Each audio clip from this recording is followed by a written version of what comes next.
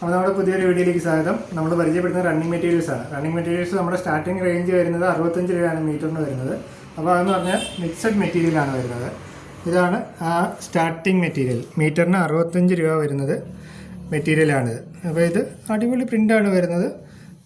അടുത്തത് ഇത് 65 രൂപ മീറ്റർ വരുന്നത്. അടുത്തത് ക്രേപ്പിൻ്റെ മെറ്റീരിയലാണ്.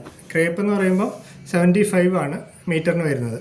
അപ്പോൾ ക്രേപ്പിൻ്റെ കളർ ചാർട്ടുകൾ കാണിച്ചു തരാം. ഇത് കണ്ടോ, ഇത് അടിപൊളി ക്രേപ്പാണ്. അമേരിക്കൻ ക്രേപ്പ് എന്ന് പറയുന്ന നല്ല മെറ്റീരിയലാണ്. നല്ല കട്ടിയുണ്ട്.